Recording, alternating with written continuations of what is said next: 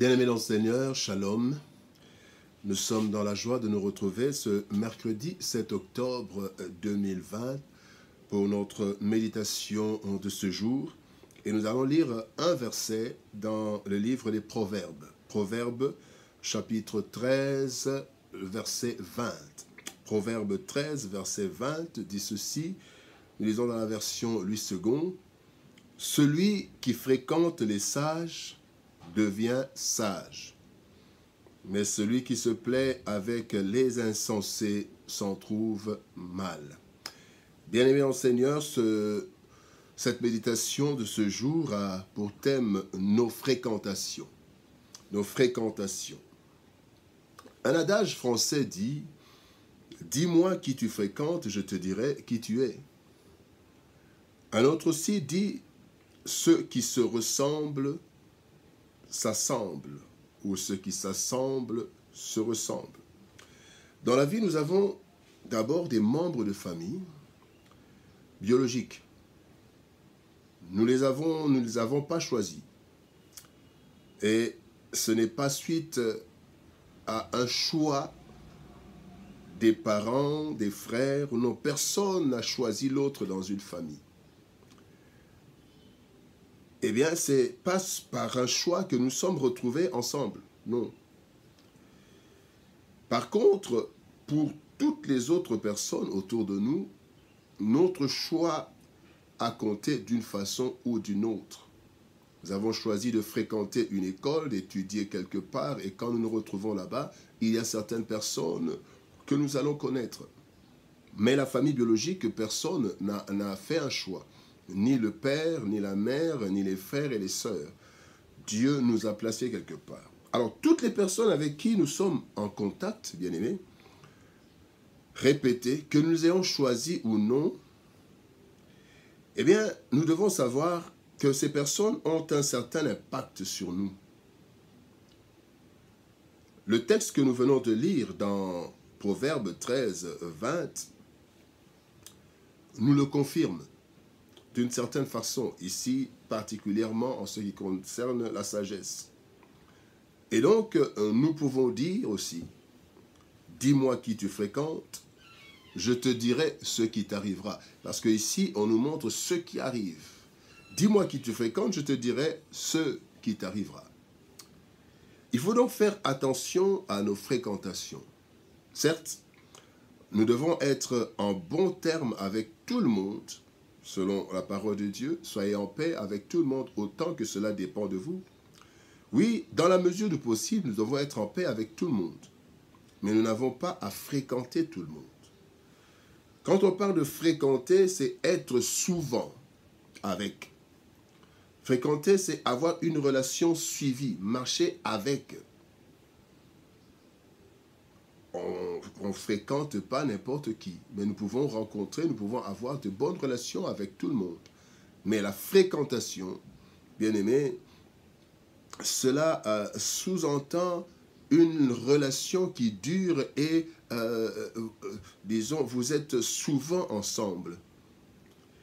Alors Dieu nous appelle donc, d'une certaine façon, à choisir nos fréquentations. Vous savez, dans une fréquentation, il y a, on peut avoir plusieurs objectifs, mais les deux principaux objectifs, si on peut dire, c'est que dans une fréquentation, d'abord, nous voulons obtenir quelque chose de l'autre, bénéficier de quelque chose. Amitié, amour, conseil et tout, nous attendons quelque chose de l'autre. Même dans un mariage, nous attendons quelque chose de l'autre. Même si généralement on dit que dans un mariage, on ne vient pas pour recevoir, mais pour donner, mais nous attendons aussi quelque chose de l'autre et c'est tout à fait normal. Mais aussi, dans une fréquentation, nous sommes prêts à transmettre aussi quelque chose. Donc, dans une fréquentation, nous transmettons quelque chose et nous recevons, nous obtenons quelque chose. C'est ça l'objectif d'une fréquentation. Alors, première chose, fréquenter un sage. Le passage nous dit, celui qui fréquente les sages devient sage. Fréquenter un sage nous rend aussi sages. Et en étant souvent avec un sage, bien-aimé, nous sommes en train d'acquérir d'une façon informelle ou d'une façon non, disons, d'une façon pas expresse, mais d'une façon tacite, nous sommes en train de recevoir quelque chose de cette personne. L'homme ou la femme sage. Dans Proverbe chapitre 11, verset 14, la Bible dit « Quand la prudence fait défaut, le peuple tombe », mais voilà la deuxième partie, « Et le salut est dans le grand nombre des conseillers. » Le salut est dans le grand nombre des conseillers. Donc, bien aimé, quand nous fréquentons des sages, il y a des conseils et il y a le salut derrière. Donc, le sage, en fait, c'est une personne d'expérience et qui a réussi en majorité dans son domaine ou dans sa vie. Il a quelque chose à apporter. Le sage, quand nous attachons au sage, nous sommes en train d'acquérir une certaine sagesse. Mais bien aimé, en tant que chrétien, le premier sage à côtoyer, c'est le Seigneur Jésus-Christ. Oui, comment? Bien aimé, par la parole de Dieu. Nous côtoyons Jésus, nous côtoyons la parole de Dieu. Et Actes des Apôtres, chapitre 4, verset 13, la Bible nous dit, lorsqu'ils virent l'assurance de Pierre et de Jean, ils furent étonnés, sachant que c'étaient des hommes du peuple sans instruction. Pierre et Jean étaient arrêtés, et devant les prêtres, devant les responsables à Jérusalem, ils sont en train de se défendre. Et ces personnes savaient que Pierre et Jean étaient des personnes sans instruction. Ils étaient étonnés de voir l'assurance de Pierre et de Jean. Quelle assurance! Ils s'étonnaient. Mais en fait, la deuxième partie, la dernière partie, nous éclaire. Et il dit, et ils les reconnurent pour avoir été avec Jésus. Acte 4, 13. Le fait d'avoir vécu avec Jésus pendant 3 ans, bien-aimés, a fait que des hommes du peuple sans instruction pouvaient parler avec assurance, comme s'ils avaient reçu l'instruction. C'est dans la fréquentation du Seigneur Jésus. Et aujourd'hui encore, nous pouvons fréquenter le Seigneur dans sa parole, dans la vie de prière. Nous fréquentons le Seigneur parce que pour nous, chrétiens, Jésus-Christ est vivant. Il est ressuscité et il est présent. Et la deuxième personne à fréquenter, c'est le Saint-Esprit. Vous savez, nous croyons qu'il y a la Trinité, le Père, le Fils, le Saint-Esprit. La Bible dit dans Matthieu chapitre 10, versets 19 à 20, il est dit, « Mais quand on vous livrera, ne vous inquiétez ni de la manière dont vous parlerez, ni de ce que vous direz. Ce que vous aurez à dire vous sera donné à l'heure même. Car ce n'est pas vous qui parlerez, c'est l'Esprit de votre Père qui parlera en vous, l'Esprit de sagesse. » Vous savez, quand vous êtes devant un tribunal, la sagesse compte pour beaucoup.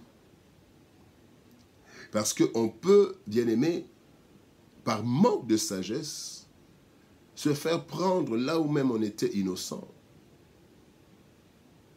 Mais dans la sagesse, on sait, bien aimé, comment gérer la situation dans un tribunal. Et donc ici, nous voyons que quand nous côtoyons, nous fréquentons un sage, nous avons vu les disciples en fréquentant Jésus, ils sont devenus aussi instruits, ils avaient l'assurance, ils ont eu la sagesse. Nous avons vu que le Saint-Esprit qui est en nous nous donne les paroles qu'il faut, cette sagesse, mais aussi, bien aimé, nous devons côtoyer les hommes et les femmes sages. Quand vous voyez leur comportement, vous pouvez vous rendre compte s'ils sont sages ou non. Des personnes qui ont réussi honnêtement dans leur domaine et qui ont quelque chose à nous apprendre. Parce que, bien aimé, dans la fréquentation, nous voulons acquérir quelque chose. Nous ne voulons pas, c'est vrai qu'il y a des fréquentations où on veut seulement avoir, je ne sais pas, des choses qui sont insensées. Même ces personnes, bien aimées, en voyant, vous pouvez savoir que cette personne est une personne sage ou non. Bien aimé, maintenant, deuxième chose, fréquenter un insensé. Dis-moi qui tu fréquentes, je te dirai ce qui t'arrivera. Fréquenter un insensé, la Bible nous dit, celui qui fréquente un insensé s'en trouve mal.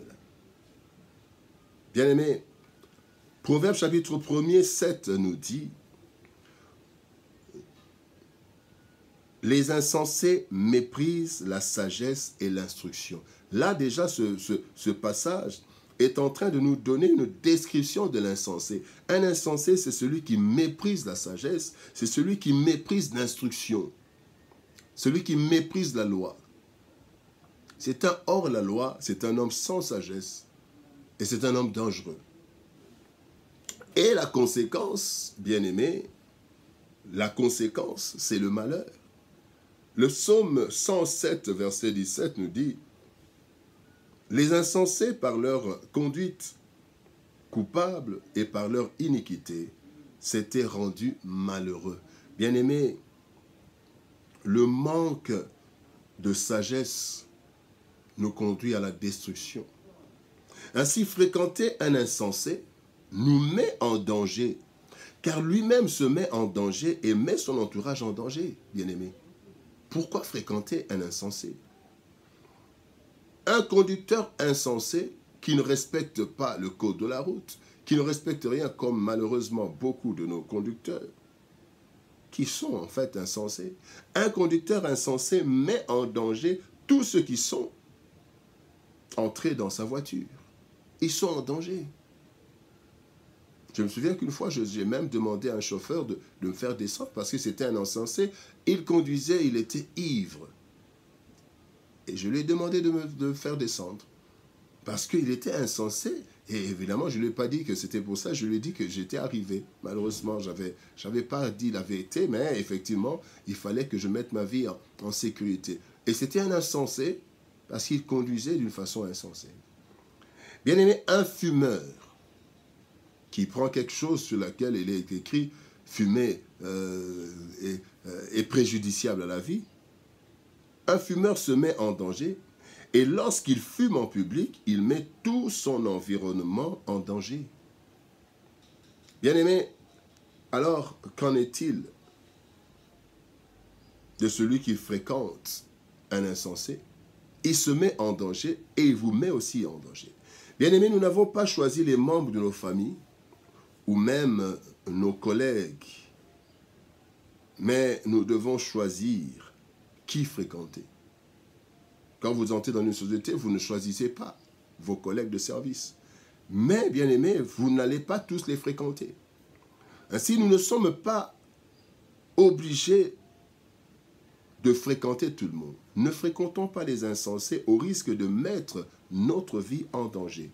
Bien aimé, nos fréquentations ont un impact indirect ou direct sur nous et notre vie. Il faut donc choisir qui fréquenter. Fréquenter le sage nous rend sages. Fréquenter l'insensé nous met en danger. Que Dieu nous bénisse, qu'il nous donne la sagesse pour fréquenter les sages et acquérir encore plus de sagesse. Que Dieu nous bénisse. Shalom, au revoir et à demain.